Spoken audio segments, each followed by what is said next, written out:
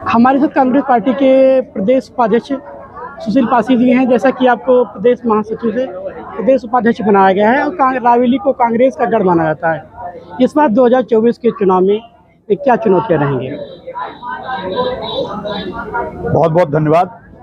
सर्वप्रथम तो मैं अपने शीर्ष नेतृत्व को आभार प्रकट करता हूं और अपने ढेर सारे पदाधिकारी कार्यकर्ताओं को साधुवाद देता हूं कि मुझ जैसे एक छोटे से कार्यकर्ता को प्रदेश कमेटी में प्रदेश उपाध्यक्ष के पद पर मुझे जो दायित्व सौंपा गया है, मैं उसको दिन रात मेहनत कर करके कांग्रेस को और कांग्रेस की विचारधारा को मैं लगातार बढ़ा रहा हूँ। और जहाँ तक सवाल आपने पूछा है कि कांग्रेस की चुनौतियों का, रायबरेली में कोई चुनौती नहीं है, इसलिए कि जितना काम रायबरेली में कांग्रेस के नेताओं ने किया है और श्रीमती सोनिया गांधी जी ने किया है, मुझे नहीं लगता किसी दल ने आज तक रायबरेली को उस नज़र से देखा हो। रायबरेली में आप जितने भी संस्थान देख रहे हैं वो सब कांग्रेस की देन है, श्रीमती सोनिया गांधी की देन है। और जो त्याग, समर्पण और बलिदान की प्रतिमूर्ति के रूप में सोनिया गांधी जी हैं, उनको आज पूरा विश्व नेता मानता है।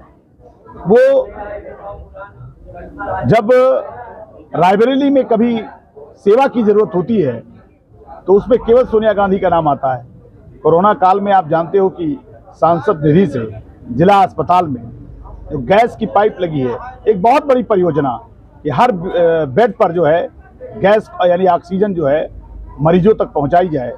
करोड़ों रुपया उन्होंने जिला अस्पताल में देने का काम किया। वो जाति धर्म से परे राजनीति करती हैं, हर वर्ग के लोगों के लिए। आज आप देख रहे हैं यहाँ पर आई कैंप लगा हुआ है, तो गरीब, कमजोर, लाचार किसान मजदूरों की सेवा करने का नाम सोनिया गांधी जी हैं। और इस नाते से रायबरेली की जनता पार्टी और दल से ऊपर उठ करके श्रीमती सोनिया गांधी को सांसद बनाता है। तो ये कांग्रेस का गढ़ है, गांधी परिवार का गढ़ है। और गांधी परिवार ने देश के लिए जितना त्याग और बलिदान किया है, इस देश का कोई नेता करने में असमर्थ पाया जाएगा। तो मेरा अपना मानना है कि रायबरेली के लिए कोई चुनौती नहीं है।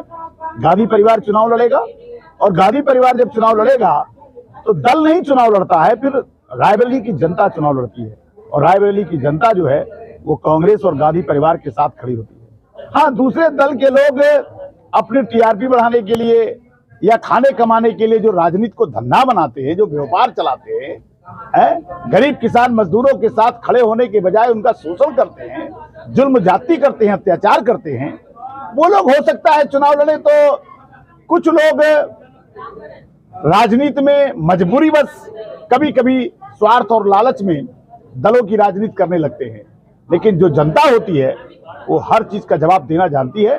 प्रवासी मजदूर जब पैदल आ रहे थे, कोई नेता नहीं बोला उस समय। पूरे हिंदुस्तान में इकलौती नेता थी, हमारी सांसद थी, जिन्होंने कहा ये गरीब कमजोर मजदूर जो पैदल चल रहे हैं, इनको ये पैदल नहीं चलना चाहिए, हम लोग इनके लिए ट्रेन की व्यवस्था करेंगे, आवागमन की व्यवस्था करेंगे। तो सवाल ये है कि इस देश में आज अगर कोई बोलता है या न्याय के लिए लड़ता है तो गांधी परिवार है।